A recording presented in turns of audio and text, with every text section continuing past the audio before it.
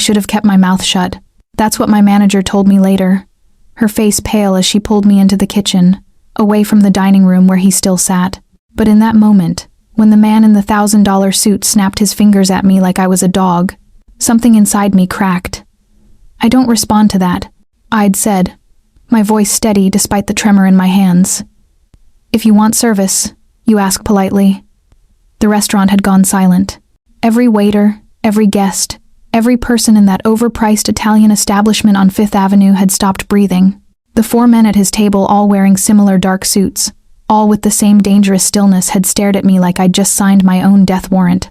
But it was his reaction that should have terrified me. He'd simply looked up from his phone, those coal-black eyes finding mine with an intensity that made my stomach drop. His face was all sharp angles and brutal beauty, the kind of handsome that came with a warning label. Dark hair pushed back from his forehead, a jaw that could cut glass, and lips that curved into something that wasn't quite a smile. "What's your name?" he'd asked, his voice low and accented Italian, definitely Italian, but smoothed by years of American living.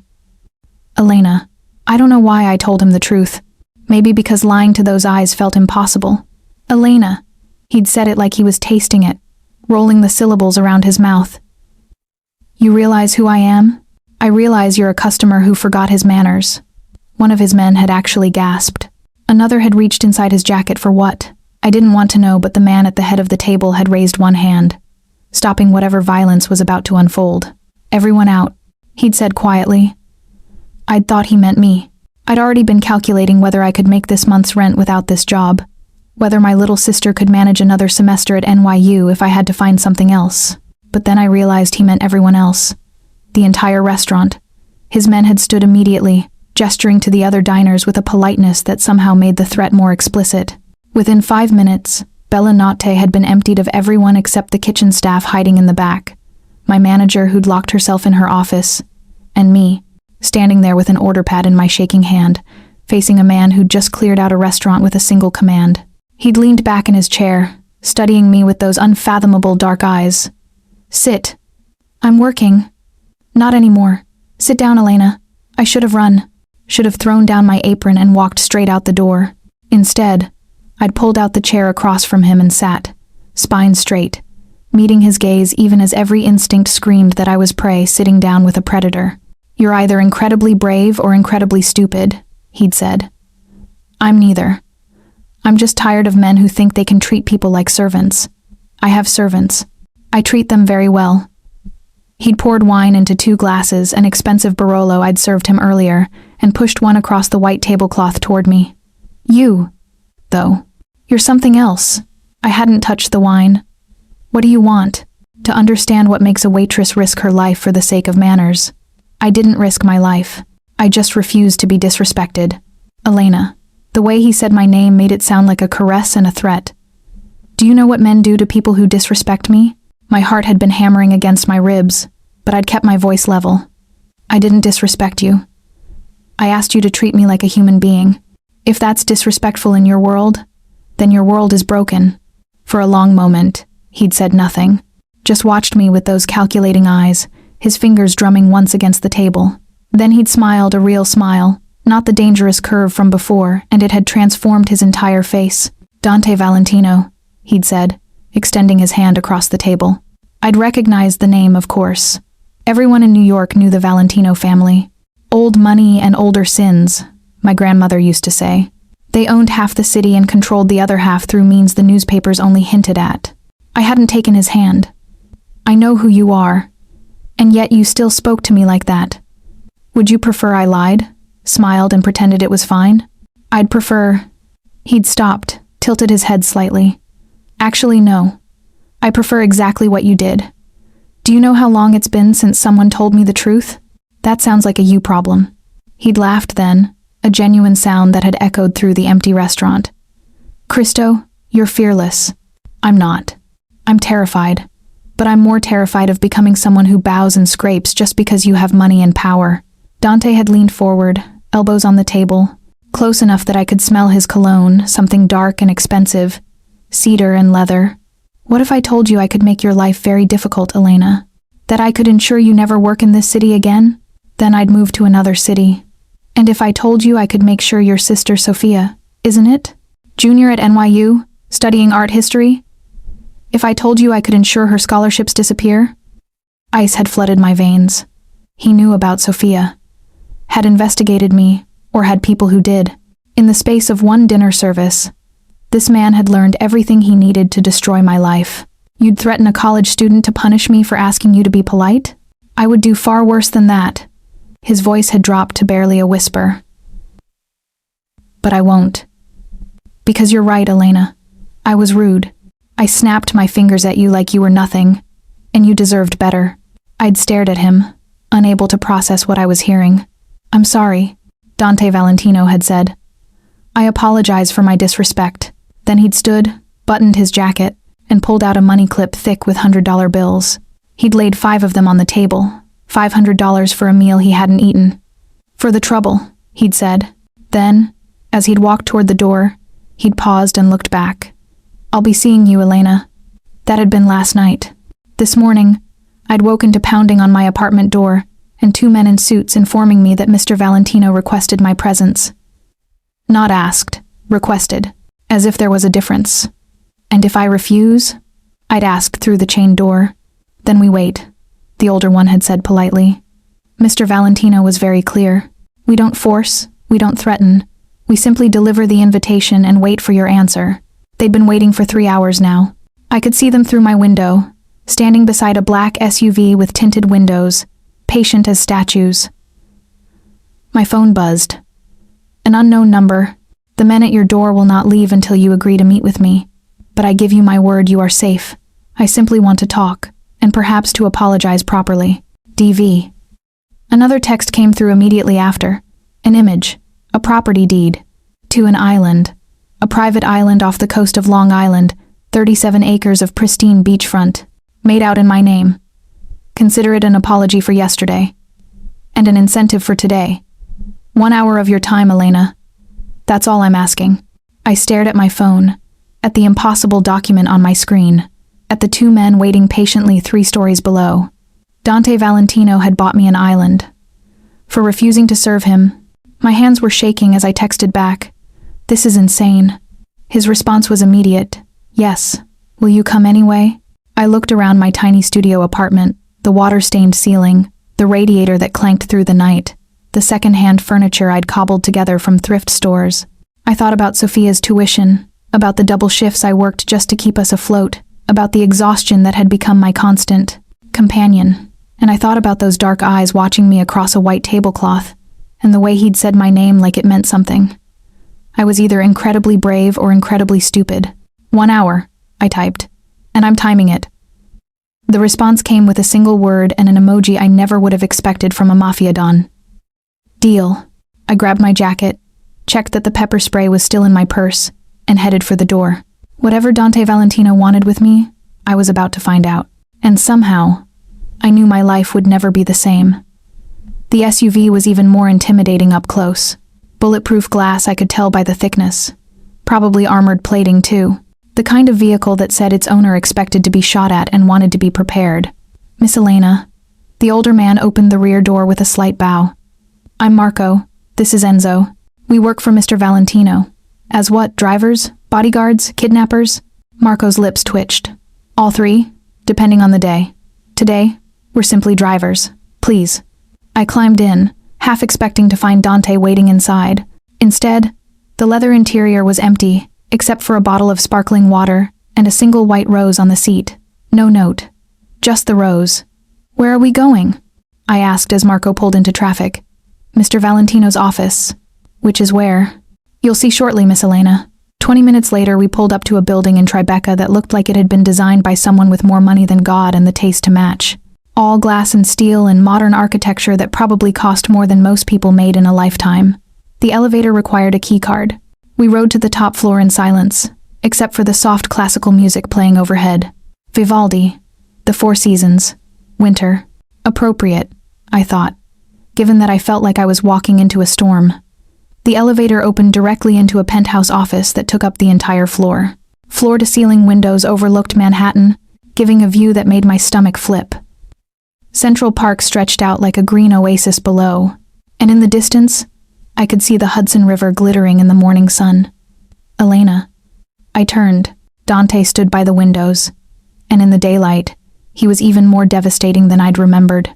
He'd traded the suit for dark slacks and a white shirt with the sleeves rolled up, revealing forearms corded with muscle and scattered with scars. His hair was slightly disheveled, like he'd been running his hands through it. He looked like every warning your mother ever gave you about dangerous men. Thank you, Marco, Dante said without looking away from me. That will be all.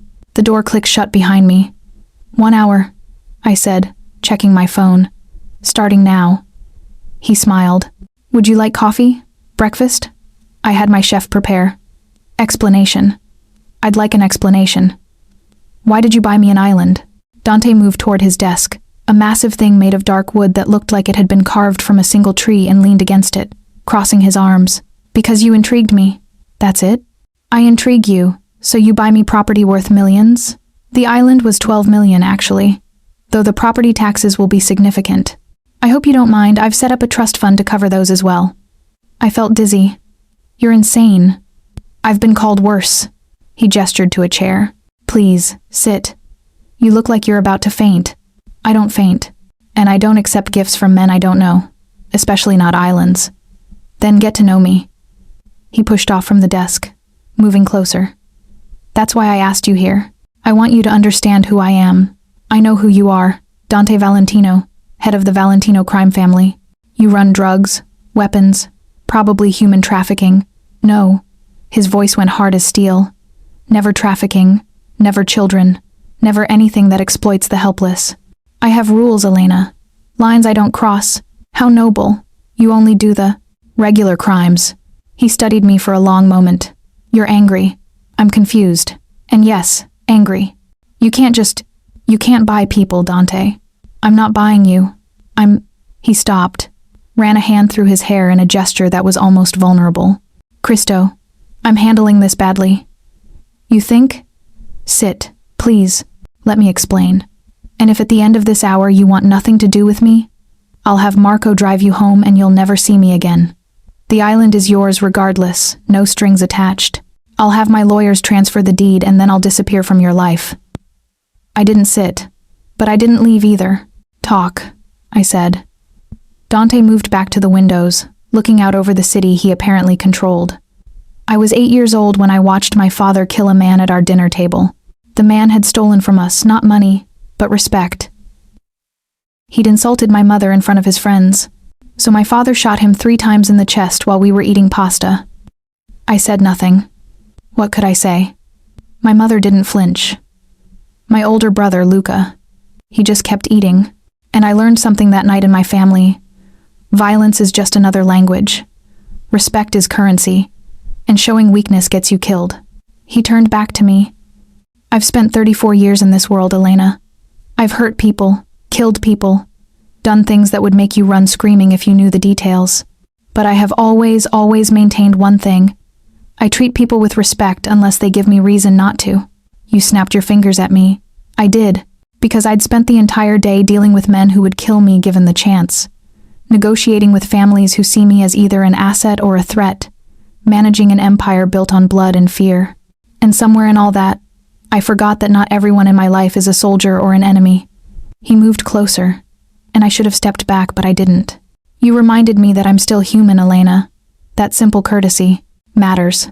That a waitress in a restaurant deserves the same respect as the men who would die for me. No one has done that in years, maybe ever. So you bought me an island. I wanted to show you that I heard you, that your words mattered, that you matter. His phone buzzed. He glanced at it, and his entire expression changed, hardened into something cold and deadly. Scusi, he said, stepping away. I need to take this. He spoke in rapid Italian, his voice low and dangerous. I caught a few words my grandmother had taught me enough to understand the basics. Betrayal, warehouse. How many dead? When he ended the call, his jaw was tight. I need to handle something, he said.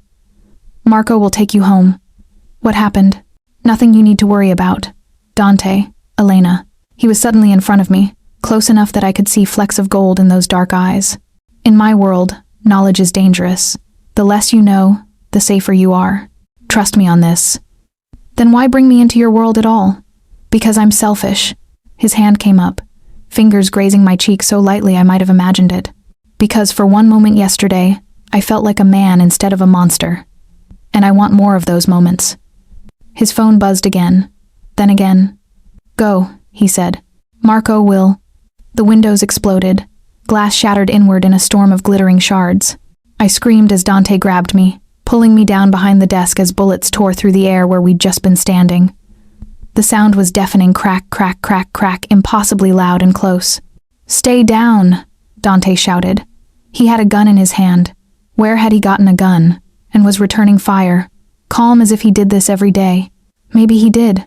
The door burst open and Marco rushed in, weapon drawn, Enzo right behind him. More gunfire, shouting in Italian, Dante's body covering mine, his weight pressing me into the floor.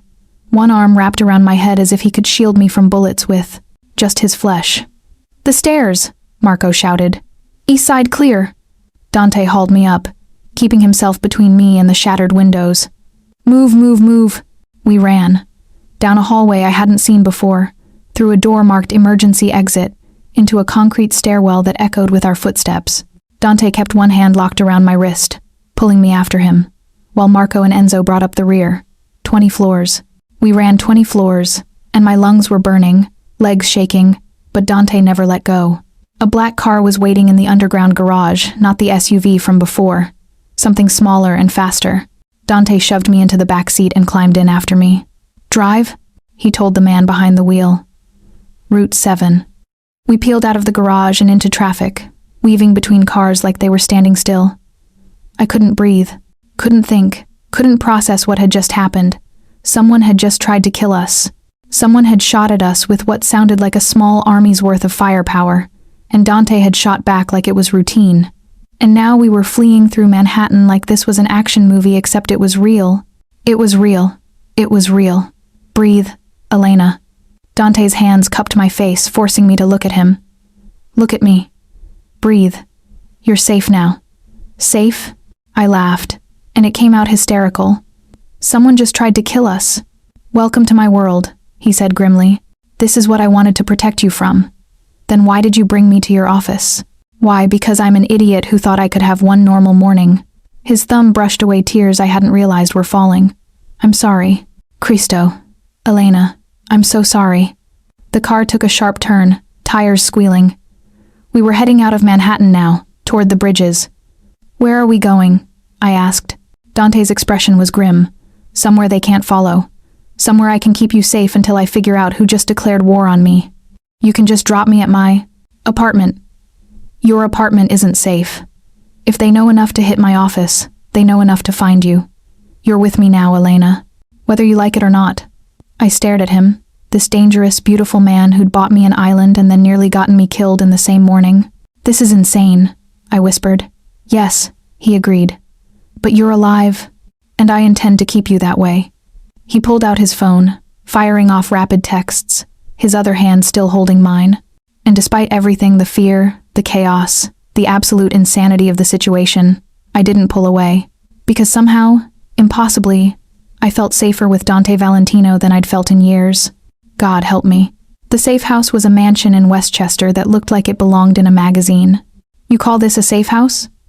I asked as we pulled through iron gates that probably cost more than my apartment building. I call it Tuesday, Dante said. He was on his third phone call since we'd left Manhattan, speaking in that rapid Italian that I could barely follow. From what I gathered, half his men were tracking down whoever had attacked us, while the other half were securing every property he owned. The car stopped in front of a sprawling colonial with white columns and perfectly manicured gardens. It looked peaceful, normal, like the kind of place where families barbecued on weekends and kids played in the yard, not like a place you fled to after a firefight in a penthouse. Inside, Marco said, opening my door. Quickly, please, Miss Elena. The interior was just as pristine hardwood floors, expensive furniture, art that probably belonged in a museum. But I noticed the details Dante's men saw. The reinforced door frames, the security cameras disguised as light fixtures, the panic room door hidden behind a bookshelf that didn't quite sit flush with the wall. The guest room is upstairs, second door on the left, Dante said, still on his phone. Everything you need should be there. If not, ask. Marco, how long are we staying? He covered the phone's microphone. As long as it takes. I have work. My sister is being moved to a secure location as we speak. 2 of my best men are with her. She's safer than you are. My blood went cold. You sent men after Sophia? I sent men to protect Sophia. There's a difference. He held up one finger, give me a minute, and went back to his call. I stood there in the marble foyer, still wearing my coffee shop jeans and the sweater I'd grabbed this morning, and tried to process how my life had gone from struggling waitress to whatever this was. Protected witness? Hostage? Dante's responsibility? Miss Elena? Marco appeared at my elbow. Perhaps you'd like to freshen up? Mr. Valentino will likely be occupied for some time. I want to talk to my sister. Of course. I'll have someone bring you a secure phone. Upstairs. The guest room was larger than my entire apartment. King-sized bed with white linens that probably cost more than my monthly rent. Attached bathroom with a soaking tub and a shower that looked like it could fit 4 people. And I opened the closet clothes. Women's clothes in exactly my size. How? I whispered. Mr. Valentino called ahead, said a woman's voice behind me. I spun. A middle-aged woman with kind eyes and graying hair stood in the doorway, holding a tray with tea and sandwiches. I'm Maria, she said. I manage this house. Mr. Valentino called me this morning and gave me your sizes. I did my best with the time I had, but if anything doesn't fit, we can adjust. He knew my sizes? Mr. Valentino is very observant. She set down the tray. You should eat, dear. You've had quite a morning. That was the understatement of the century. Maria left me alone, and I finally let myself fall apart, just for a moment, just long enough to sit on the edge of that expensive bed and shake with the adrenaline crash. Someone had tried to kill us. Someone had shot actual bullets at actual people, and I'd been one of those people. And Dante had covered my body with his own like it was instinct, like he wouldn't even consider letting me take a bullet. Why? Why would he do that for a waitress he barely knew? A knock on the door. Elena? Dante's voice, quieter than before.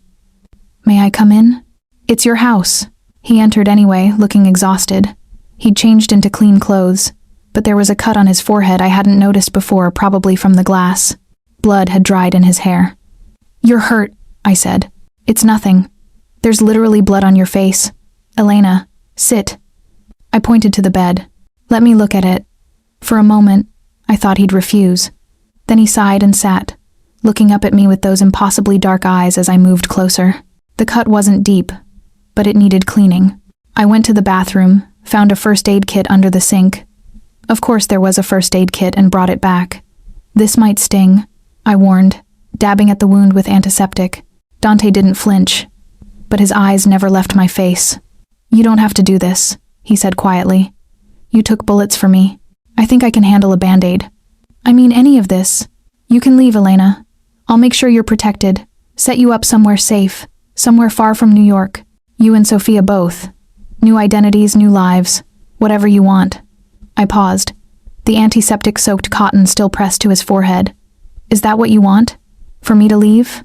I want you to be safe. That's not what I asked. He caught my wrist gently, his fingers warm against my skin. What I want is irrelevant. You didn't ask for this. Didn't ask to be dragged into a war between families. The right thing, the good thing would be to let you go. But I'm not a good man, Elena. His voice dropped to almost a whisper. And the thought of you leaving makes me want to burn the entire city down. My breath caught. We were so close I could see the flecks of gold in his eyes, could feel the heat radiating from his body. I should be terrified of you, I said. You should be. I'm not. Then you're not as smart as I thought.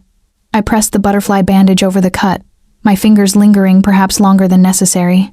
Tell me something true, Dante. Something real. He was quiet for a long moment. Then, when I saw those windows explode, my first thought wasn't about me. It wasn't about my empire or my men or the war this would start. It was about you, about keeping you safe. I've known you for less than 24 hours, and already you've become the most important thing in my world. That terrifies me more than any enemy ever could. I should have stepped back, should have put distance between us. Instead, I found myself cupping his face, my thumb tracing the line of his jaw. I left my entire life behind today, I said. My apartment, my job, my routine. I got in a car with strangers and let them bring me to a strange place because you asked me to trust you. Do you know why? Why? Why? Because yesterday in that restaurant, I saw something in you. Something human beneath all the danger and power. And I stopped. Tried to find the right words. I want to see more of that. Even if it's stupid. Even if it's dangerous. Dante's hand came up to cover mine, pressing my palm against his cheek. His eyes closed for just a second, and he looked almost peaceful. You're going to destroy me, he murmured. Good. You can afford to lose a few pieces. He laughed a real laugh, surprised and genuine. Then his expression shifted, grew serious again. The people who attacked today, they were Sorrentino family. My oldest rivals. This means war, Elena. Real war. Blood and bodies and territory fights. It's going to get worse before it gets better. Then why keep me here? Why not send me away like you said? Because I'm selfish. He stood, and suddenly we were chest to chest, his hands resting lightly on my waist. Because I want you near me. Because when I'm with you, I remember what it feels like to be human instead of just the monster everyone expects. You're not a monster. I've killed 17 men, Elena, with my own hands. And that's not counting the ones I've ordered dead. What does that make me? I should have been horrified. Should have pulled away and demanded Marco take me home. Consequences be damned. Instead, I said, human. Flawed and dangerous and human. His forehead dropped to rest against mine. We stood like that for a moment, breathing the same air, existing in a bubble where the outside world couldn't reach. Then his phone buzzed, and buzzed again. Kazo, he muttered. I'm sorry. I have to. I know. Go. He pulled back reluctantly, already reading his messages. His expression darkened. What? I asked. They found the shooters. Dead. All of them. Professional hit to clean up loose ends. He looked up at me. Whoever ordered this doesn't want to be found. What does that mean? It means someone very smart and very dangerous has decided I'm a problem. And they'll do anything to remove me, including hurting the people. He stopped, jaw tightening. The people around me. The people I care about. I heard in what he didn't say. Stay here, Dante said. Marco's posted outside your door. Don't leave this room without him. Understand? Dante, promise me. His hands gripped my shoulders, urgent and fierce. Promise me you won't take any chances. I promise. He kissed my forehead quick and almost chaste, and then he was gone, taking the warmth with him. I sank onto the bed, my fingers touching the spot where his lips had been.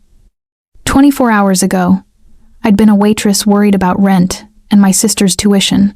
Now I was in a mansion under armed guard, bandaging the wounds of a mafia don who looked at me like I was precious, while someone out there plotted both our deaths. My phone buzzed, the secure one Marco had given me. A text from Sofia. They said you're safe? What the hell is going on, Elena? Why are there men with guns in my apartment? I started to type a response, then stopped. What could I possibly say that would make sense? Another text, this time from an unknown number. Your sister is beautiful. It would be a shame if something happened to her. Leave Valentino, or she dies. You have 24 hours. The phone slipped from my numb fingers. They'd found Sofia, and they were going to kill her unless I left. I was down the stairs before I could think twice. The phone clutched in my shaking hand. Mr. Valentino is in a meeting, Marco started, but I pushed past him into the study where Dante stood over a table covered in maps and photographs with 6 of his men. They're threatening Sofia, I said, thrusting the phone at him. The room went silent. Dante read the message, and something cold and deadly settled over his features, the same expression I'd seen right before the shooting started. When did you receive this? His voice was terrifyingly calm. Just now, 2 minutes ago. He handed the phone to Marco. Trace it. Now. Then, to the other men, double the guard on Sofia. If anyone gets within 50 feet of her who isn't ours, I want them breathing but unable to walk. Understood? Sir. They filed out quickly, leaving us alone. They knew about her before today, I said. The words felt like shards of glass in my throat. You said you sent men to protect her because of the attack, but they already knew about Sofia before that. They've been watching us. Yes. Dante's jaw was tight. Probably for days. Since the restaurant, I'd guess. Because I talked to you. Because I refused to serve you. And you noticed me. And now my sister's going to die. No. He was in front of me in 2 strides, hands gripping my arms. Elena, listen to me. Sofia is not going to die. I have 20 men surrounding her building right now. She's safer than the president.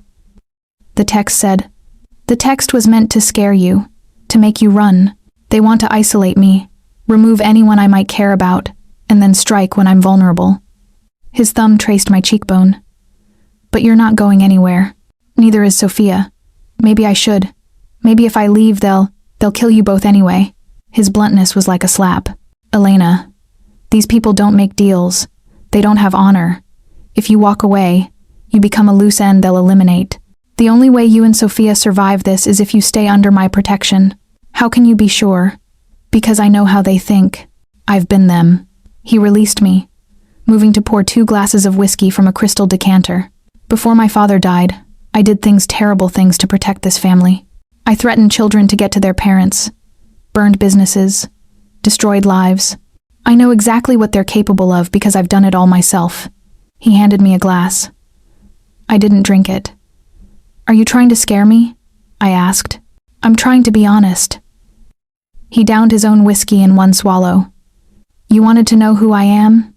This is who I am. A man who's killed and threatened and destroyed, all in the name of power.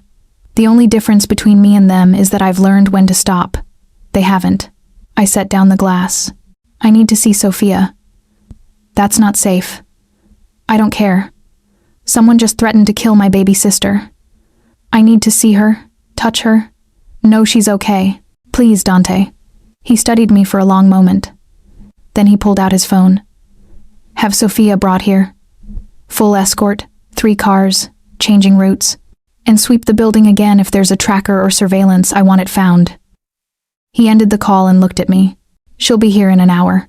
Thank you. Don't thank me yet. She's going to have questions you won't want to answer. He wasn't wrong. When Sophia arrived flanked by 4 very large, very armed men, she took one look at me, one look at the mansion, and said, What the actual hell, Elena? Language, I said, automatically. Language? Language? There are men with guns who pulled me out of my apartment and drove me here in an actual motorcade, and you're worried about my language? She was beautiful. My sister all long dark hair and dramatic eyes, and the kind of sharp intelligence that had earned her a full scholarship to NYU. She was also furious. I can explain. Please do. Because right now, the only explanation I can think of is that you've somehow gotten involved with... She spotted Dante in the doorway and her eyes widened. Holy shit. Is that Dante Valentino? You know him? I asked. Everyone knows him. He's in the papers like every other week. Rich, dangerous, probably criminal. She looked between us. Oh my God. Elena, tell me you're not involved with Dante Valentino. It's complicated, I said. Complicated? He's a mobster.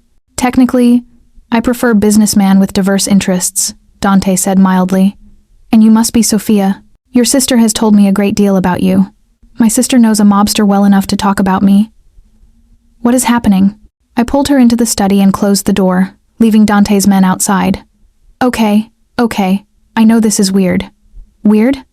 Elena, this is insane. I know. But listen, someone threatened you. Sent me a text saying they'd kill you if I didn't leave Dante. That's why you're here. That's why there are men with guns. Because you're in danger. Sophia's face drained of color. What? I showed her the text. Watched her read it once, twice, 3 times. This is because of him? Her voice shook. Someone wants to kill me because you know him? I'm sorry. I'm so sorry. I never thought. How long have you even known him? 2 days. 2 days? Elena, have you lost your mind? Maybe I had. Probably I had. But I also knew that the moment those windows had exploded, Dante's first instinct had been to cover my body with his, that he'd looked at me like I was precious, that something in him called to something in me, as dangerous as that was. I know it's crazy, I said. I know you're scared, but Dante's men are the only thing standing between us and whoever sent that threat. Right now, this is the safest place we can be. Sophia sank into a chair, her face in her hands. This can't be real. This can't be my life right now. I knelt beside her, taking her hands. I'm going to keep you safe. I promise. How? How are you going to keep me safe from mobsters and killers and... She looked up at me, and I saw the fear in her eyes. The same fear I'd felt. I'm scared, Elena. Me too. A knock on the door. Marco's voice. Miss Elena? Mr. Valentino requests your presence. Sophia gripped my hands tighter. Don't leave me. I won't. Come with me. We found Dante in the security room, a space filled with monitors showing every angle of the property and several buildings I didn't recognize. He was watching footage, his expression grim. What is it? I asked. He pointed to one screen. That's Sophia's apartment building. 2 hours ago. The footage showed a man in a maintenance uniform entering the building. He's not maintenance. He's Sorrentino, one of their best surveillance operatives. He was in my building? Sophia's voice was small. He planted cameras in your apartment, Dante said. 3 of them. We found them all, disabled them. But they've been watching you for at least 3 days. My stomach turned. What did they see? Your routines, your schedule, your friends. He pulled up another screen. They also planted a tracker on your car, Elena, and another on your purse. My purse? How did they? Then I remembered. Yesterday, at the restaurant, I'd left my purse in the break room. Anyone could have accessed it. They've been planning this for days. Longer, Dante said. This kind of operation takes weeks to set up. They've been watching me, looking for weaknesses. And when I took an interest in you, he stopped, jaw tight. I made you a target. This isn't your fault, I said. It's entirely my fault. He finally looked at me, and the guilt in his eyes was devastating. You spoke to me once, and I've destroyed your life. You haven't destroyed anything. You're keeping us safe. For now. But they're not going to stop, Elena. The Sorrentinos want war, and they'll use you and Sophia to get it. The only question is how far they're willing to go. As if in answer, all the monitors went black. Then one flickered back to life, showing a single image. A photograph of Sophia walking across the NYU campus. Red crosshairs digitally superimposed over her head. A message appeared below. 24 hours. Then the girl dies. Sophia made a small, terrified sound. I pulled her close, but my own hands were shaking. Dante was already on his phone, barking orders. Lock down the property.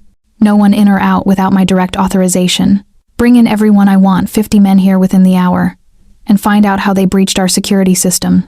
He ended the call and turned to us. They've made their move. Now we make ours. What does that mean? I asked. It means we end this. His expression was cold, lethal. I'm going to find out exactly who's behind this threat, and I'm going to remove them. Permanently. You mean kill them? Sophia said. Yes. No hesitation. No apology. This is what my world looks like. There's no police to call. No laws that will help. There's only power and the willingness to use it. And if you're wrong? I asked. If you kill the wrong people, then I'll have started a war that could destroy everything I've built. He moved closer, his hand finding mine. But I'd burn it all down before I let them hurt you. Sophia looked between us, her expression a mixture of fear and understanding. You care about her. Really care about her. Dante's eyes never left mine. More than I should. More than is safe. But yes. Then I guess we're doing this, Sophia said shakily. The whole Mafia protection thing. Welcome to the family, Dante said with a grim smile. Marco will show you to your room. You should rest while you can. After Sophia left reluctantly, looking back at me 3 times, I turned to Dante. What now? I asked. Now I go to war. He cupped my face, his touch gentle despite the violence in his eyes. And you stay here, where you're safe. For how long? As long as it takes. His thumb traced my lower lip, and the tenderness of the gesture contrasted sharply with the deadly intent in his voice. Don't do anything stupid, I whispered. Stupid is my specialty. He kissed my forehead. Stay safe, Elena. I'll be back before dawn. Then he was gone, leaving me in a mansion surrounded by armed guards, my sister terrified in the room upstairs, and a countdown ticking toward violence I couldn't prevent. 24 hours until someone tried to kill Sophia, and Dante Valentino was going to make sure they regretted the threat. I just hoped we'd all survive what came next. Dante didn't return before dawn. I stayed up all night, watching the sunrise from the guest room window, listening to the guards change shifts, checking my phone every 5 minutes for a message that never came. Sophia had finally fallen asleep around 3, exhausted by fear. But I couldn't sleep. Couldn't stop seeing those red crosshairs over my sister's face. Couldn't stop wondering if Dante was alive. At 6:47 a.m., I heard vehicles on the gravel drive. I was downstairs before Marco could stop me, bursting through the front door to see 3 black SUVs pulling up. Dante emerged from the second vehicle, and relief hit me so hard I almost stumbled. He was covered in blood, splattered across his white shirt, staining his hands, streaked across his jaw. "Cristo, Elena, I told you to stay inside," he started, but I was already moving, crossing the distance between us and throwing my arms around him despite the blood. "You're alive," I breathed against his chest. His arms came around me, tight and fierce. "I told you I'd come back. You're covered in blood. None of it's mine." Somehow that should have horrified me more than it did. Instead, I just held him tighter. "It's done," he said quietly. "The immediate threat, at least.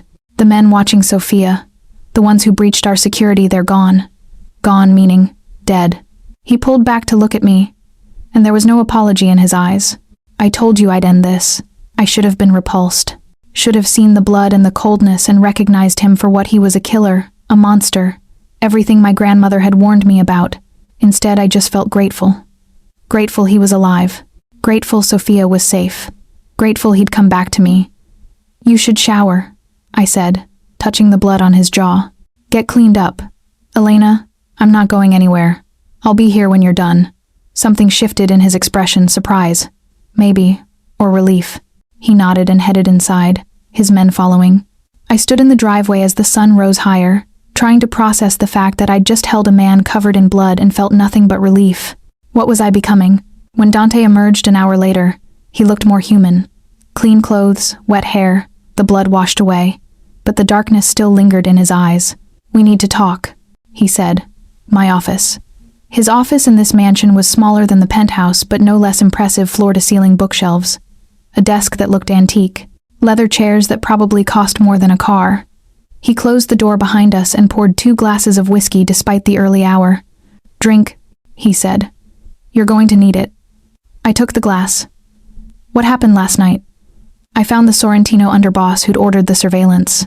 He was a man named Vittorio Carbone, very good at what he did, which was finding people's weaknesses and exploiting them. Dante's voice was matter-of-fact, like he was discussing a business report.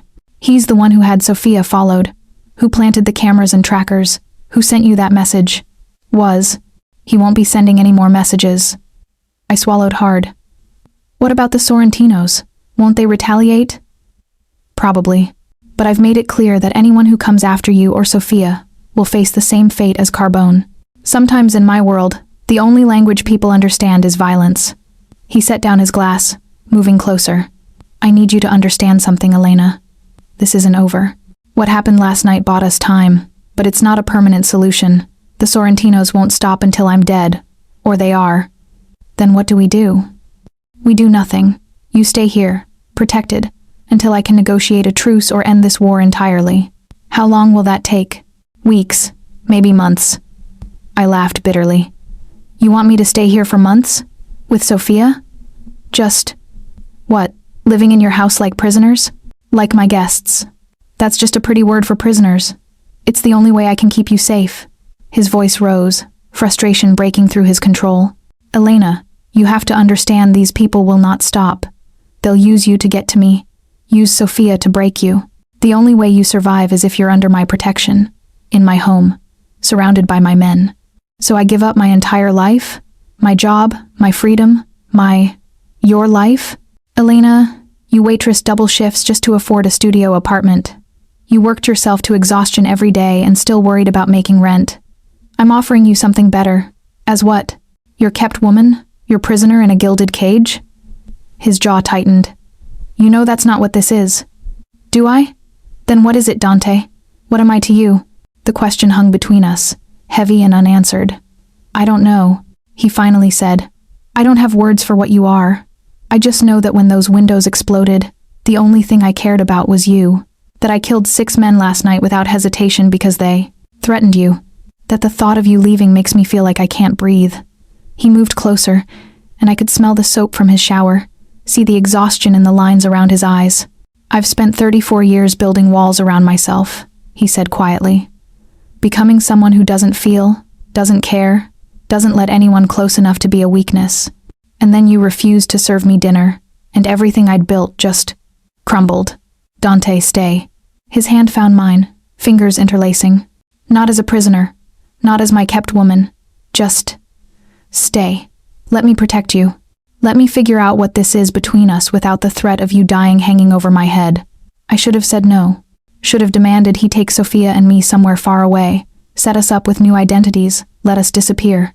Instead, I said, I need to call my boss. Explain why I can't come back to work. His relief was palpable. I'll buy the restaurant. Give you a different position. Something you can do from here. You're not buying the restaurant. Fine. I'll pay your salary for however long this takes. Consider it hazard pay. This is insane. Yes. He smiled, and it transformed his face. But you're staying. I'm staying. He pulled me closer, and suddenly we were chest to chest, his hands resting on my waist. You should know something else. What? I haven't stopped thinking about you since that first night. The way you stood up to me. The way you looked at me like I was just a man instead of... He stopped, searching for words. Everyone I've ever known wants something from me. Power, money, protection. But you just wanted me to be polite. That's not so much to ask.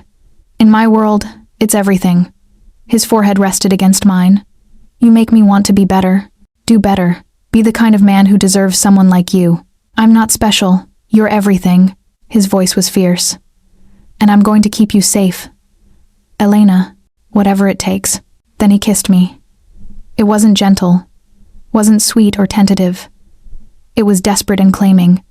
Months of loneliness and violence and isolation poured into one moment of connection. His hands cupped my face, angled my head, deepened the kiss until I was drowning in him. I kissed him back with equal desperation. Maybe it was the fear, the adrenaline, the insanity of everything that had happened. Or maybe it was simpler than that. Maybe I'd been falling for him since that first moment in the restaurant. When he'd looked at me like I mattered. When we finally broke apart, we were both breathing hard. I started. A terrible idea, he finished. I shouldn't have. Do it again. His eyes darkened. Elena, I'm not fragile, Dante. I'm not going to break because you kissed me. And I'm not going to pretend I didn't want you to. I pulled him back down. So kiss me again, or I'm going to think you didn't mean it. He groaned and obliged, backing me against his desk until I was sitting on the edge, his body between my knees. This kiss was slower, deeper, a claiming that made my toes curl. You're dangerous, he murmured against my lips, says the mobster. I mean it. You make me forget. His hand slid into my hair. You make me forget who I am, what I am. Good. Maybe you should forget more often. We kissed until I lost track of time, until the world outside that room disappeared, and there was only his mouth on mine. His hands gentle despite their capacity for violence. The way he said my name like a prayer. When his phone buzzed again and again, insistent, he finally pulled away with a curse. I have to take this, he said, his voice rough. I know. He kissed my forehead, my cheeks, my lips one more time. This isn't over. Good. After he left, I sat on his desk for a long moment, my fingers touching my lips, trying to process everything I was feeling. Fear, desire, guilt, hope. And beneath it all, the terrifying realization that I was falling for Dante Valentino, the man who'd bought me an island, covered my body with his during a firefight, and killed for me without hesitation. The man who kissed me like I was precious, and looked at me like I was his salvation. My phone buzzed, a text from Sophia. I saw him come in covered in blood. Are you okay? I typed back. I'm fine. He's fine. We're safe. Are you falling for him? I stared at the message for a long time before answering. Yes, Elena. Be careful. Men like that don't love. They possess. Maybe she was right. Maybe I was making a terrible mistake, confusing protection with affection, adrenaline with attraction. But when I closed my eyes, all I could see was Dante's face as he'd kissed me. The way he'd looked at me like I was the only thing in his world that mattered. And I thought, maybe possession didn't sound so bad, if it came with those kisses. 3 days passed in strange domesticity. Sophia and I fell into a routine in the mansion breakfast with Dante when he was there, which wasn't often. Afternoons spent reading or walking the gardens under the watchful eyes of guards. Evenings watching movies in the home theater or playing cards in the study. It was surreal, this mix of luxury and captivity, of safety and constant surveillance. Dante was gone most days, handling his empire, managing the fallout from Carbone's death, negotiating with families who saw weakness in his protection of us. But his nights, those belonged to me.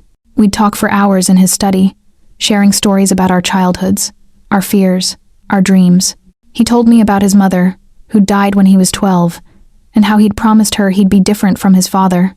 I told him about my parents, lost in a car crash when I was 19, and how I'd raised Sophia alone ever since. And we kissed. God, we kissed. Against bookshelves and on leather sofas, and once, memorably, in the kitchen at 2 a.m., when we'd both been unable to sleep. Each kiss felt like falling, like drowning, like coming home. But we never went further than that. Dante would pull back, breathing hard, his hands shaking slightly as he put distance between us. "Not yet," he'd say. "Not while you're here because you have to be. When you stay with me, I want it to be because you choose to." On the fourth morning, I woke to voices raised in argument downstairs. I found Dante and Marco in the study, tension crackling between them. "Telling you, it doesn't make sense," Marco was saying. "Carbone was small time. He didn't have the authority to order something this big." "Then who did?" Dante's voice was ice. "That's what I'm trying to tell you. I've been asking around, and no one in the Sorrentino family claims responsibility for the hit on your office. They're as confused as we are." I stepped into the room. "What does that mean?" Both men turned. Dante's expression softened when he saw me, but there was worry beneath it. "It means we might have the wrong enemy," he said. "Marco's sources suggest the Sorrentinos didn't order the attack, which means someone else did and tried to make it look like them." "Who? That's the question." He gestured to the table, where photographs and documents were spread out. "Someone with resources, intelligence, and a deep understanding of how my family operates. Someone close enough to know my schedule, my security protocols, He stopped, jaw tightening. "My weaknesses." "You think it's someone inside your organization?" I said. "I think it's someone I trust." The word seemed to pain him. "And that's infinitely more dangerous than an external enemy." Marco's phone rang. He answered, listened, and his face went pale. "Sir, you need to see this. Now." He pulled up a video on his laptop. Security footage from the restaurant the night I'd refused to serve Dante. But the angle was wrong. This wasn't from Bellinata's cameras. This was from across the street, zoomed in, focused specifically on our table. Someone had been watching that night, filming us. "There's more," Marco said grimly. He pulled up another video. My apartment building. Sophia leaving for class. Then another me walking to work. Another Sophia at the library. Weeks of surveillance, all dated before the attack on Dante's office. Who had these? Dante's voice was deadly quiet. "They were uploaded to a private server. Took our tech team days to crack it." Marco hesitated. "Sir, the server was registered to..." The door burst open. One of Dante's men, a younger guy named Luca, rushed in, blood streaming from a cut on his forehead.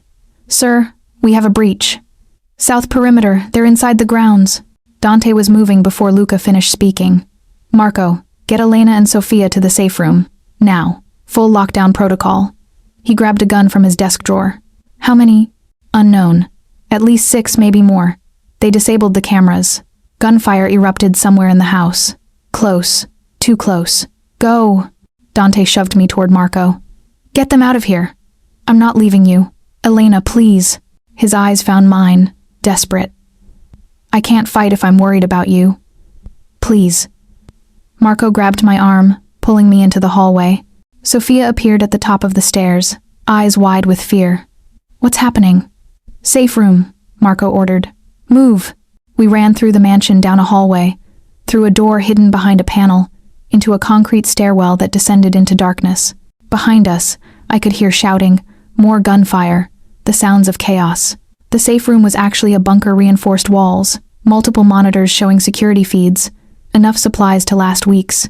Marco sealed the door behind us, the heavy locks engaging with a series of metallic clanks. "Stay here," he said. "Don't open this door for anyone except me or Mr. Valentino. Understood?" "Where are you going?" Sophia asked. "To help." He checked his weapon. "You're safe here. Nothing gets through that door." Then he was gone, and Sophia and I were, alone in the bunker, watching the monitors as Dante's men fought invaders through the mansion. I found Dante on one of the screens in the entrance hall, moving with lethal precision, dropping attackers with controlled bursts of gunfire. He looked like a different person. Not the man who'd kissed me tenderly, but the mafia don who'd built an empire on violence. Elena. Sophia grabbed my arm. Look at this monitor. She pointed to a screen showing the south lawn. A man stood there, arms crossed, watching the mansion. He wasn't fighting, wasn't participating in the attack. Just watching. Who is that? I asked. The image was grainy, but there was something familiar about his stance, his build. The camera zoomed in automatically, focusing on his face. My blood went cold. It was Marco. But Marco had just left us to go help Dante. So, who was the man on the lawn? Elena, Sophia whispered. If Marco's out there, who did we just let seal us in? The lights went out. Emergency power kicked in a second later, bathing everything in red. And then I heard footsteps in the bunker, coming from behind us, from the direction Marco had gone. A voice in the darkness, cultured and cold. Did you really think I'd make the safe room actually safe? Not Marco's voice. Someone else's. Sophia and I backed against the wall as a figure emerged from the shadows.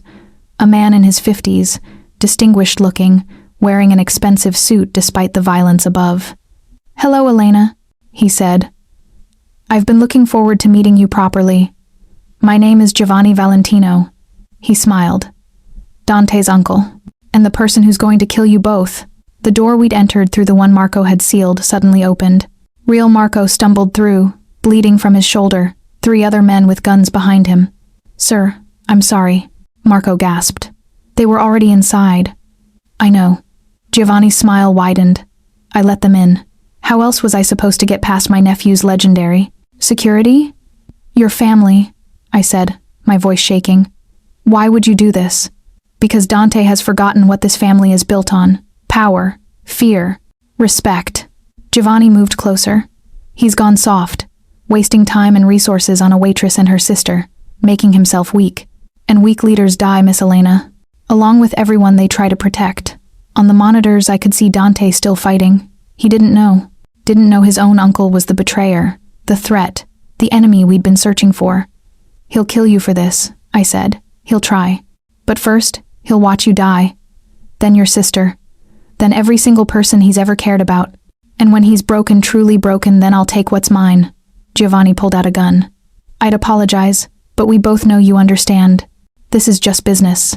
He raised the weapon, pointing it at my chest. And I realized we were going to die in this bunker, while Dante fought an army above, and he'd never know his own family had betrayed him.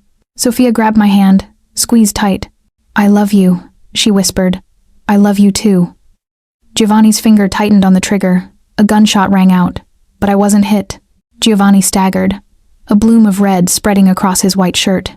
He looked down in confusion, then back up at Marco, who'd somehow gotten a gun despite his injuries, and had just shot his actual boss to save us. Run! Marco shouted, firing at the other men. Go, go, go! We ran. The bunker erupted into chaos. Sophia and I bolted through the door Marco had entered from not the main entrance but some kind of service tunnel I hadn't known existed. Behind us, gunfire echoed off concrete walls as Marco held off Giovanni's men. This way! Sophia pulled me right at a junction. I explored yesterday, this leads to the garage. You explored the secret bunker tunnels? I was bored. We burst into the garage 3 floors underground, filled with expensive cars and, more importantly, an exit ramp. But, between us and freedom stood 2 of Giovanni's men, weapons raised. Stop right there, one said. I was still holding the gun Marco had pressed into my hands as we'd run. I'd never fired a weapon in my life. Didn't know if it was even loaded. I raised it anyway, hands shaking. Let us pass. The man laughed. You don't even know how to hold that properly. He was right. The gun felt foreign in my grip, heavy and wrong. But I thought about Dante upstairs, fighting an army while his uncle betrayed him. Thought about Marco bleeding in that bunker, buying us time with his life. Thought about the life Sophia and I could have if we just made it out of this garage. My hands steadied. Maybe not, I said. But I'm willing to learn. The elevator dinged. All of us turned. The doors opened to reveal Dante, covered in blood and fury, his weapon raised. He took in the scene instantly, me and Sophia, the 2 gunmen, the standoff. Step away from them, he said, his voice arctic. Now. Boss Mr. Valentino, the first gunman started. You were just working for my uncle. I know, Marco radioed me. Dante's eyes found mine across the garage. Are you hurt? No. Sophia? I'm okay, my sister said, though her voice shook. Good. Dante's gaze never left the gunman. You have 3 seconds to drop your weapons and tell me everything you know about Giovanni's plan. 3, 2. They dropped their guns. He's planning to kill you, the first one said quickly. Tonight. During the meeting with the Sorrentino family, he's arranged for assassins to be in the building, disguised as servers. You walk in, you don't walk out. And then? Then he takes over. Claims you died in the war with the Sorrentinos, frames them for your death, uses it to unite the other families against them. Dante's jaw tightened. How many families are with him? 2 for sure. Maybe 3. He's been working on this for months, boss. Since before. The man's eyes flicked to me. Since before. You met her. This wasn't about Elena. Realization dawned on Dante's face. She was just the excuse. The thing he could point to and say I was distracted. Weak. But he'd already been planning this. Yes, sir. Where is he now? He was in the bunker, but... He's gone, I said. Marco shot him. But he was still alive when we ran.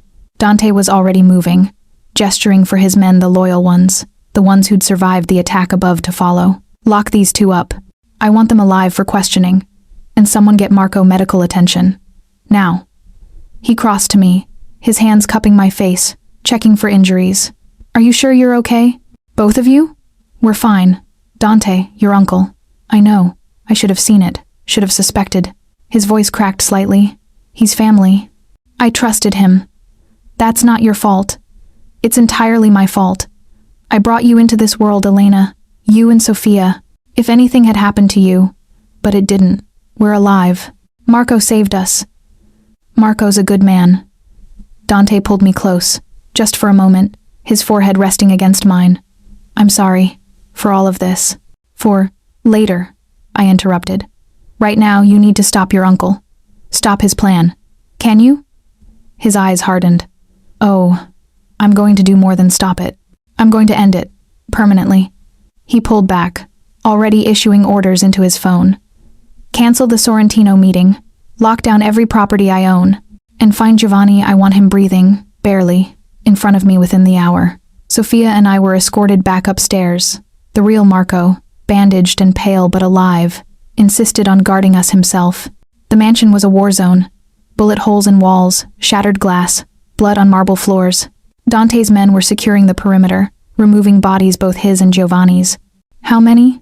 I asked Marco quietly. Dead? 8 of ours, 15 of theirs. 23 people dead. Because of a power struggle, a betrayal, a family torn apart by greed. What happens now? Sophia asked. Now? Marco's smile was grim. Now Mr. Valentino reminds everyone why you don't cross the Valentino family. Why you don't betray him. Why... He stopped, searching for words. Why he's still alive after 34 years in this business. They found Giovanni an hour later, hiding in a warehouse by the docks. Dante's men dragged him back to the mansion, threw him at Dante's feet in the study. I watched from the doorway. Dante had tried to make me leave, but I'd refused. I needed to see this. Needed to understand the world I was choosing to be part of. Giovanni was bloody, beaten, but still defiant. You don't have the balls to kill me, he spat. I'm family. You stopped being family the moment you threatened her. Dante's voice was quiet, terrifying in its control. You tried to kill Elena and Sophia. You betrayed me to the families. You murdered 8 of my men. Give me one reason I shouldn't put a bullet in your head right now. Because you're weak. Because you've gone soft over a girl. Giovanni laughed, the sound bitter. Look at you, the great Dante Valentino, brought to his knees by a waitress. Your father would be ashamed. My father, Dante said coldly, was a monster. He built this family on fear and blood and cruelty. And yes, I've followed in his footsteps. I've killed, threatened, destroyed. But I've also tried to be something more. Something better. Because my mother asked me to be. Because his eyes found mine across the room. Because someone reminded me that respect and courtesy matter. That how you treat people defines who you are. He raised his weapon, pressing it to Giovanni's forehead. You're right about one thing, Uncle. I am weak. Weak enough to care about people. Weak enough to want something more than just power and fear. Weak enough to love. His finger tensed on the trigger. Dante. My voice. Quiet but clear. Don't. He didn't lower the gun. He tried to kill you. I know. And he should pay for that. But not like this. Not execution. Not. I moved into the room, ignoring Marco's protest. Not turning you into your father, Elena. If you kill him in cold blood, he wins. Because he'll have proven his point. That you're just another monster. Just another violent man in a violent world. I stopped beside him. Be better than that. Be the man who apologized for being rude. Who bought me an island because he wanted to show respect. Who covered my body with his when bullets flew. Dante's hand shook. Just slightly. But enough. He lowered the gun. You're going to wish I'd killed you, he told Giovanni. Because what comes next is worse. I'm turning you over to the commission. Every family, every boss, every underboss will know you're a traitor. That you broke omertà, betrayed your blood. And they'll decide your fate. Giovanni's face went pale. In the Mafia world, there were things worse than death. Being labeled a traitor, turned over to the commission's judgment, that was one of them. Get him out of here, Dante ordered. And make sure every family knows what he did, what he tried to do. After Giovanni was dragged away, the study emptied until it was just Dante and me. You stopped me, he said quietly. Yes. Why? He tried to kill you. Your sister. He deserved, maybe. But you deserve better than becoming a killer because of me. I moved closer, taking his hand, still shaking slightly with unspent rage. You said I make you want to be better. Let me help you be better. You're either very brave or very stupid. I've been told that before. I smiled, remembering. By you. Actually, the first night. His laugh was broken. Cristo, was that really only a week ago? It feels like a lifetime. A lot has happened. Too much. Elena, He stopped, struggling with words. I've put you through hell. You should hate me. I should, but I don't. Why not? Because beneath the violence and the power and the dangerous world, I see you. The man who apologizes when he's wrong. Who protects people he cares about with everything he has. Who's trying, every day, to be better than his father. I cupped his face. That's the man I'm falling for. Not the Mafia Don. Just you. His eyes closed. And for a moment he looked almost peaceful. I don't deserve you. Probably not. But you're stuck with me anyway. He kissed me then, deep and desperate, pouring everything he couldn't say into the contact. When we broke apart, we were both breathing hard. This life, he said. My life. It's always going to be dangerous. There will always be people who want to hurt me, hurt the people I care about. There will be violence and fear and nights where you don't know if I'm coming home. I know. And you'd choose this anyway? Choose me? I thought about the past week. The fear, the danger, the blood and violence. Thought about Sofia terrified in the bunker, about Marco bleeding, about 23 people dead because of a power struggle. Then I thought about Dante's hands gentle on my face, about the way he'd covered my body with his, about how he'd stopped himself from killing his uncle because I'd asked him to. Yes, I said. I choose you. His smile was brilliant, transforming his entire face. Then I have something to show you. Dante led me to a part of the mansion I'd never explored, past the guest rooms and living areas, up a private staircase to what I assumed was his personal floor. Where are we going? I asked. You'll see. His suite was stunning, all dark wood and leather and floor-to-ceiling windows overlooking the estate. But he didn't stop there. He opened a door I'd thought was a closet, revealing another staircase. This one spiraled up, narrow and slightly claustrophobic. At the top was a room I didn't expect. It was clearly an office. But unlike the formal study downstairs, this space was personal, comfortable. Bookshelves lined with worn paperbacks, not just the leather-bound first editions. A desk, scattered with photos his mother, smiling in a garden. A young Dante with an older boy who must have been his brother Luca. A guitar propped in the corner, scuffed and well-loved. This is your real office, I said. My sanctuary. He moved to the windows. No one comes up here except me. Not my men, not my family, no one. He turned to look at me. Until now. I understood what he was offering. trust, vulnerability, access to the parts of himself he kept hidden from his world. "Why show me this?" I asked. "Because you deserve to know who I really am. Not the boss, not the Don, just Dante." He gestured around the room. "I come here when I need to think, to remember I'm human, to play guitar badly and read books that have nothing to do with my business and pretend, just for an hour, that I'm normal." I moved to the bookshelves, running my fingers along the spines. Fantasy novels, poetry, history books, nothing about crime or business or the violent world below. "My mother used to read to me," he said quietly. "Every night, no matter how late my father's meetings ran, no matter how dangerous things got, she'd come to my room and read. Fantasy, mostly. Stories about heroes and adventures and worlds where good triumphed over evil." He laughed softly. "I think she wanted me to believe I could be one of the heroes, that I didn't have to be like my father. You're not like your father. I'm exactly like my father. I just try to be better at it." I found the photo of his mother, studied her face beautiful and kind, smiling at whoever held the camera. "Tell me about her." So he did. About Sofia Valentino, who'd married into the family at 19 and spent the next 20 years trying to inject humanity into a world built on violence. Who'd taught her sons to read and play music and treat people with respect.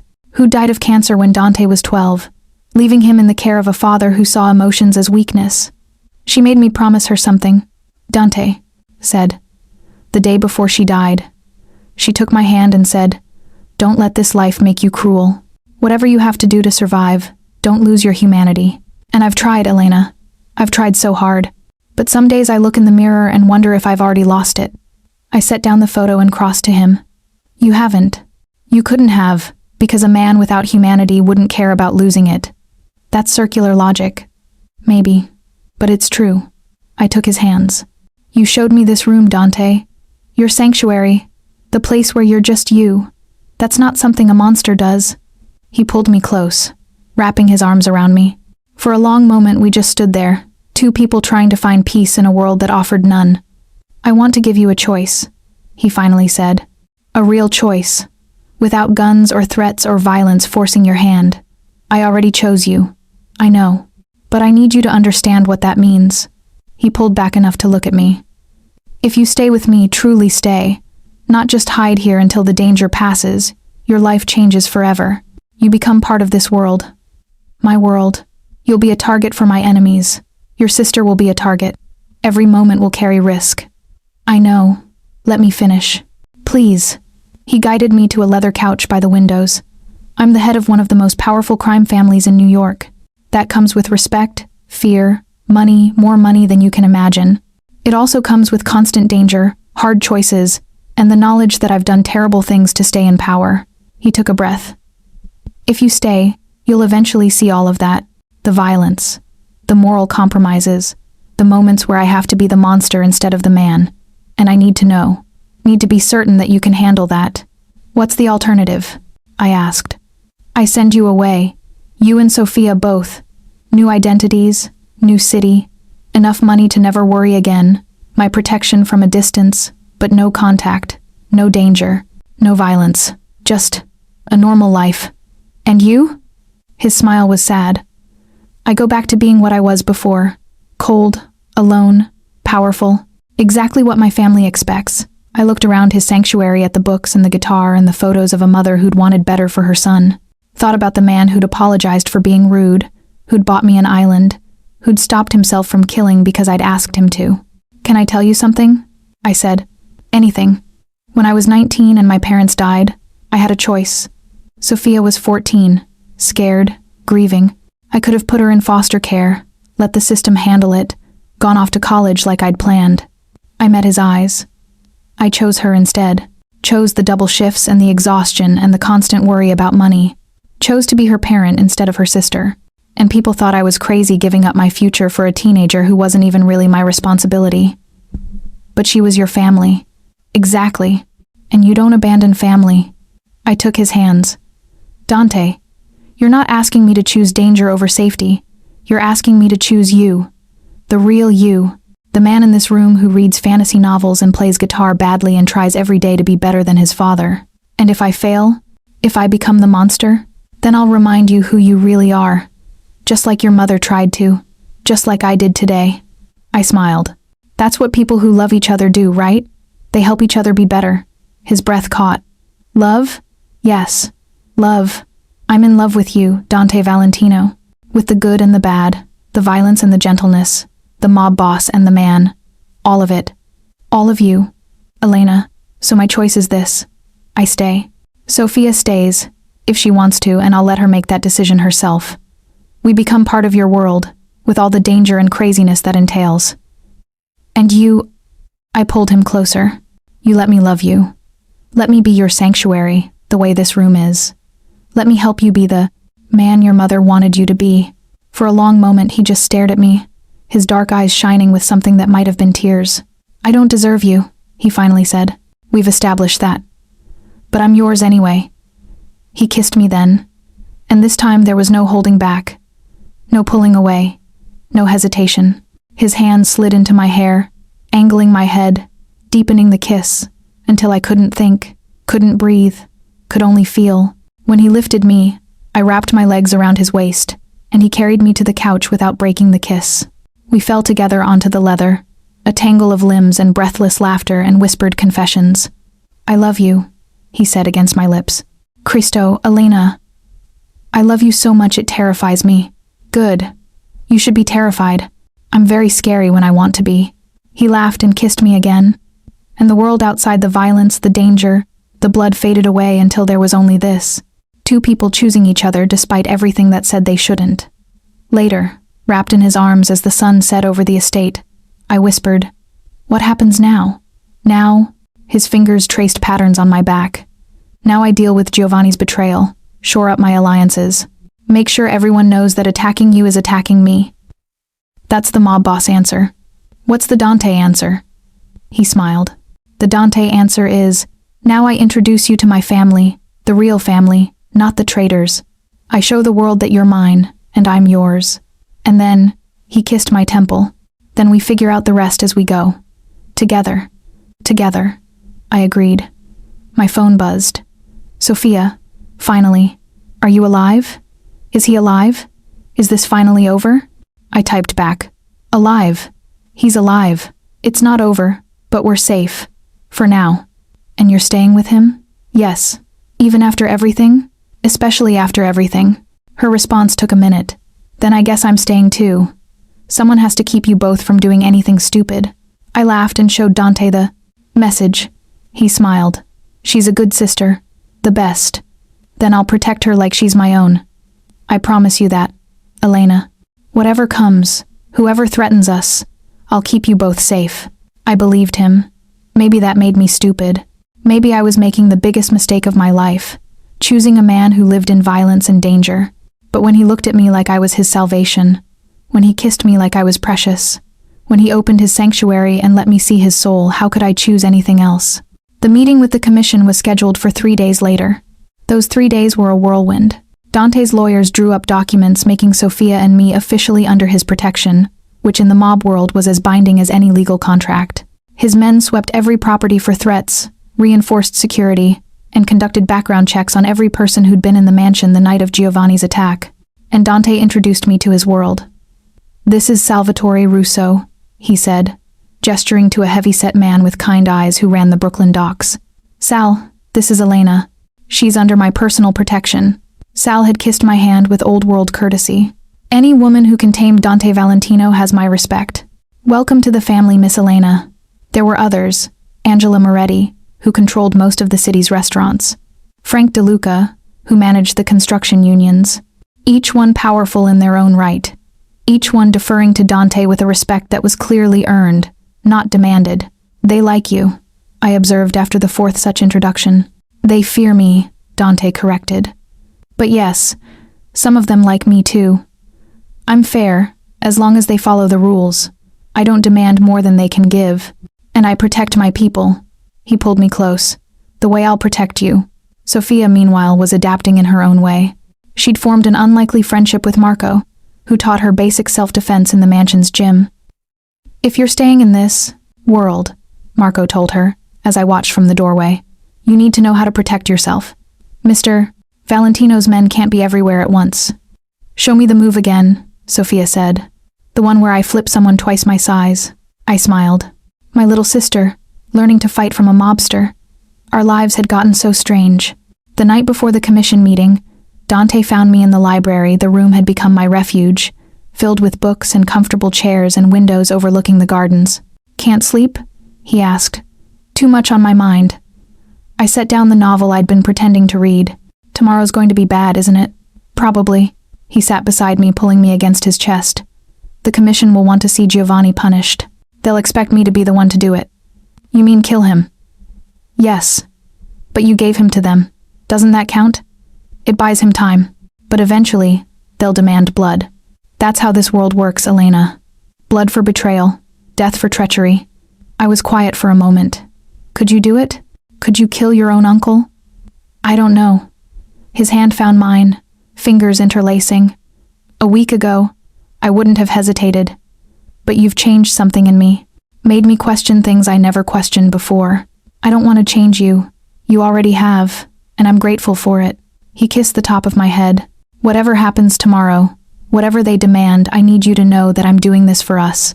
For the future we could have, if I can just survive long enough to build it. What kind of future? The kind where we wake up together. Where I take you to that island I bought you, yes. It's still yours, and we spend weekends away from this madness.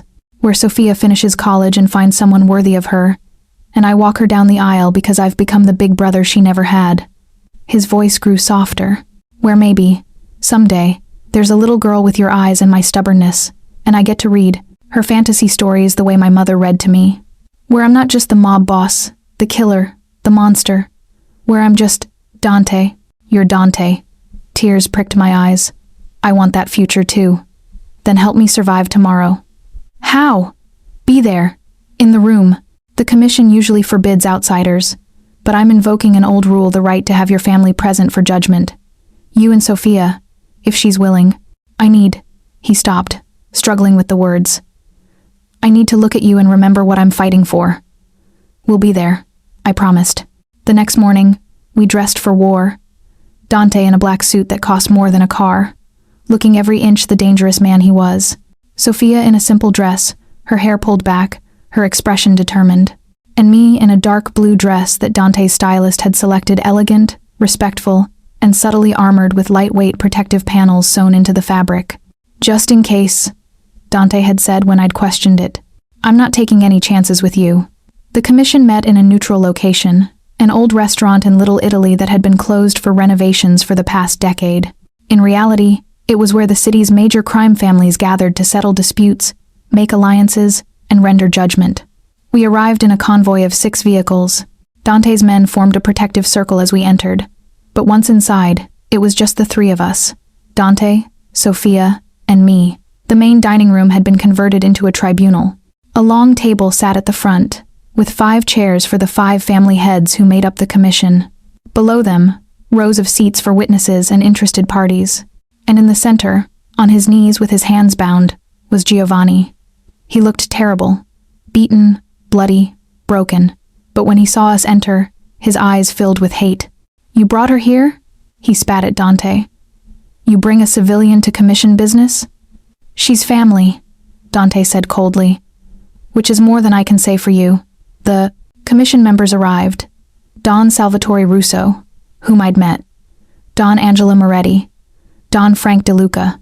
And 2 others, Don Vincent Caruso and Don Maria Battaglia, both older, both radiating the kind of power that came from decades of survival in this world.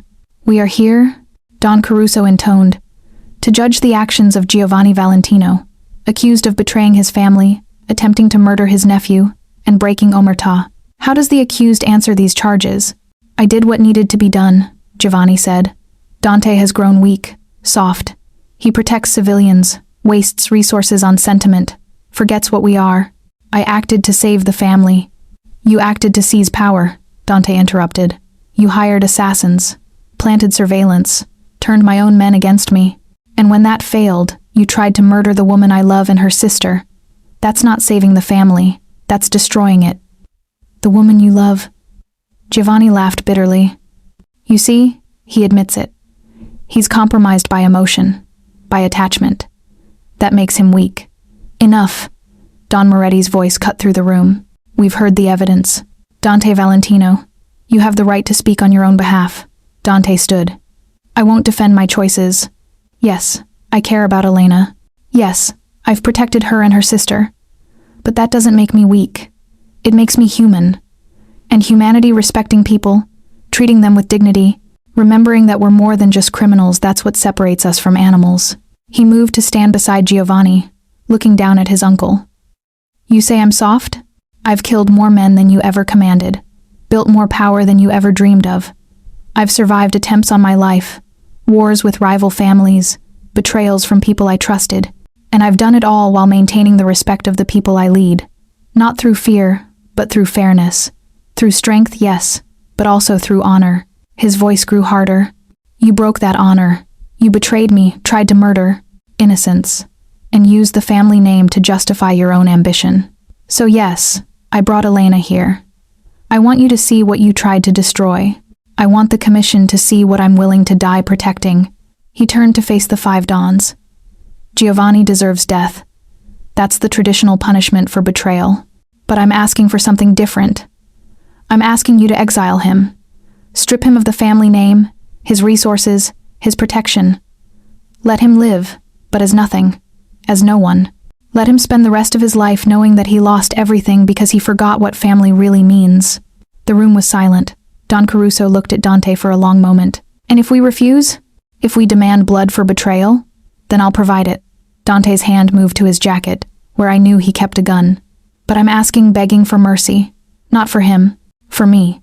Because if I kill him in cold blood, I become exactly what he accused me of being, a monster without humanity.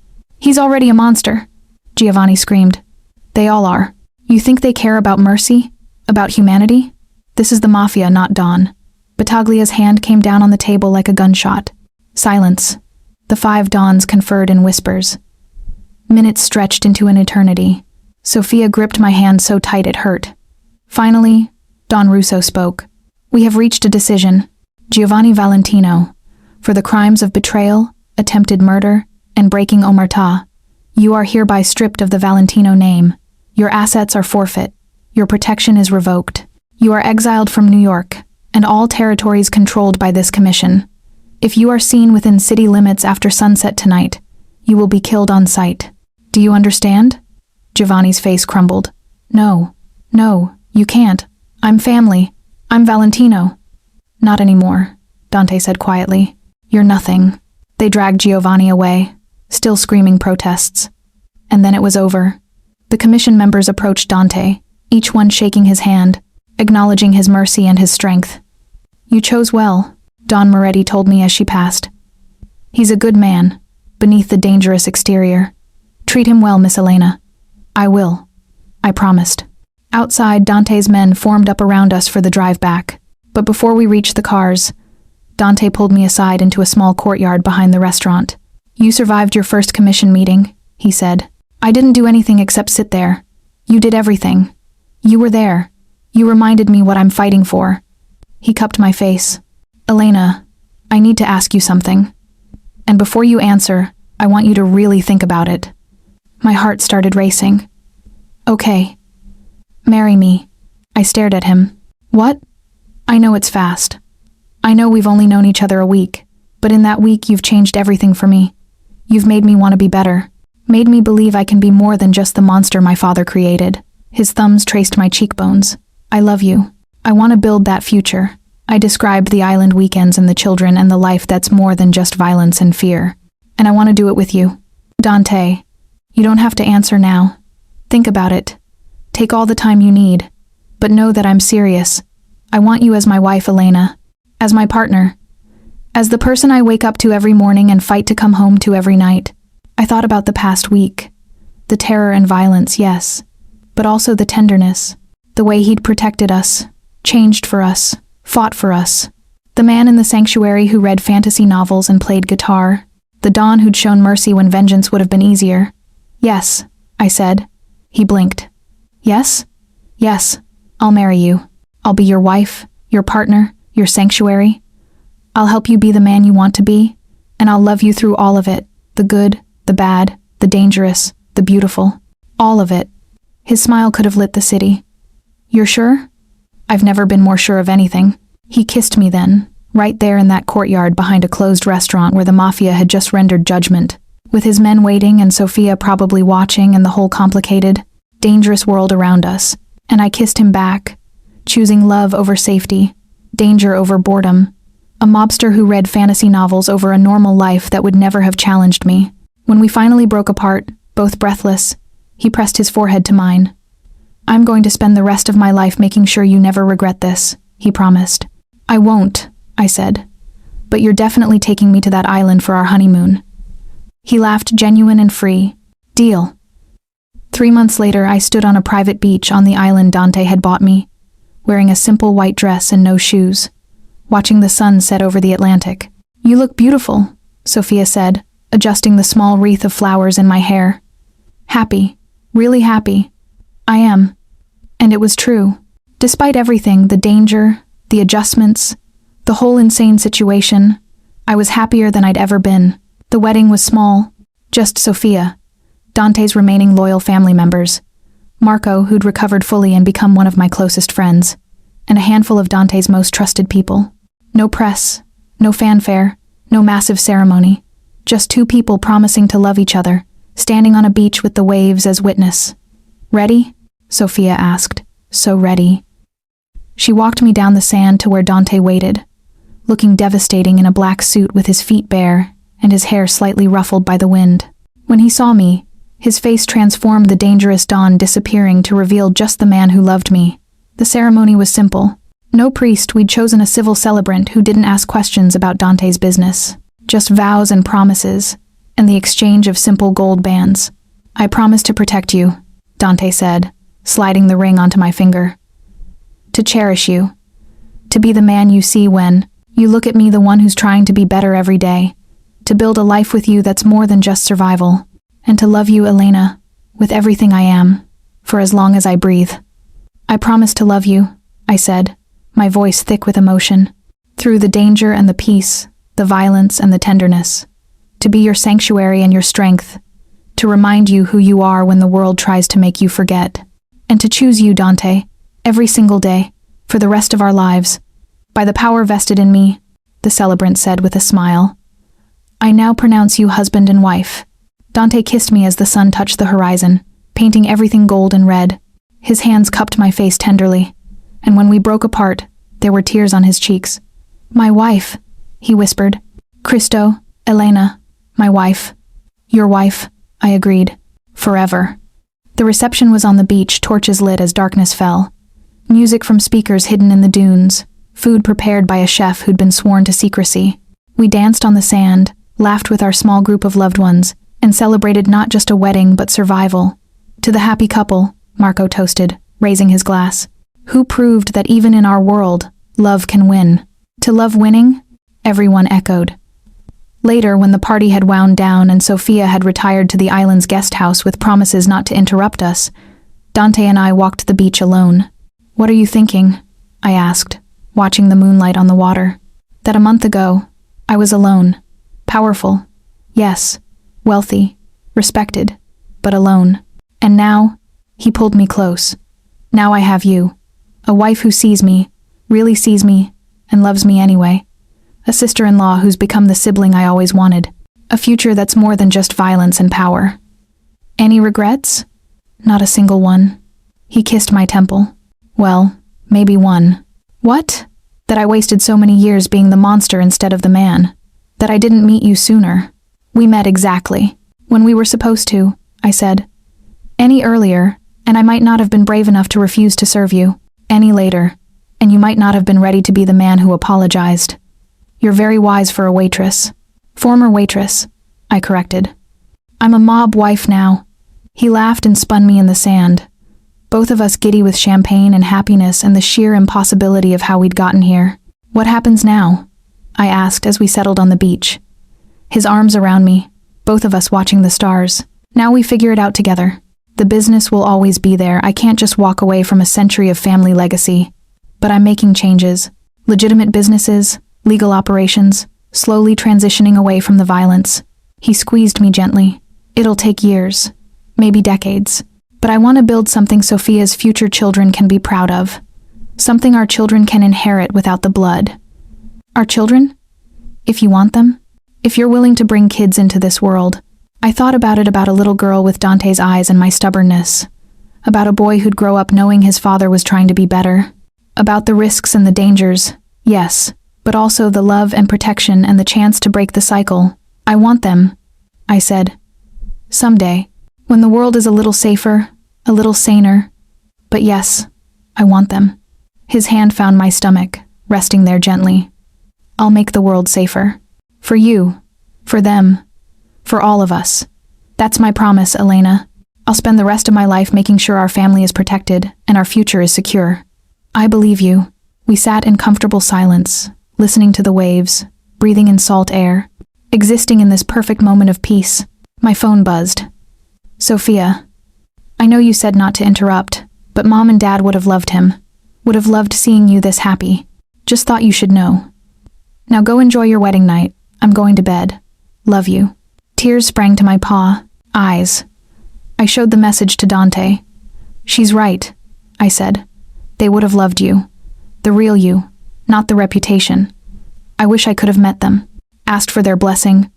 They'd have given it. My father always said the measure of a man isn't what he's done, but what he does next. You're choosing to be better, Dante. That's all they'd care about. He kissed me soft and sweet and full of promise. Come on, let's go inside. I want to start our forever properly.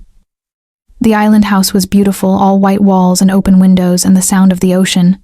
Dante carried me over the threshold despite my laughing protests, then set me down gently in a bedroom that overlooked the water. Mrs. Valentino, he said, helping me out of the dress with careful hands. My wife, my love, my salvation. Mr. Valentino, I replied, running my hands over his chest. My husband, my protector, my choice. We made love slowly, tenderly, celebrating not just the wedding but everything we'd survived to get here. The danger and the fear, the violence and the mercy, the moments we'd chosen each other when choosing safety would have been easier. Afterward, wrapped in his arms with moonlight streaming through the windows, I thought about the life ahead.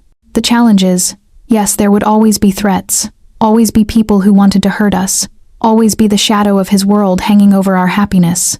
But there would also be mornings like this, waking up beside him, afternoons teaching Sophia's future children to build sandcastles on this beach, evenings in Dante's sanctuary, reading books, and playing guitar, and being simply, beautifully human. I love you, I whispered into the darkness. I love you, he murmured back, already half asleep. My brave, foolish, perfect wife. I smiled and let myself drift off, secure in his arms, safe on our island, ready for whatever future we'd build together. Because yes, I'd chosen danger over safety, a mobster over a normal life, but I'd also chosen love. Real love, flawed and complicated and sometimes terrifying, but real. And that, I thought as sleep claimed me, was worth everything.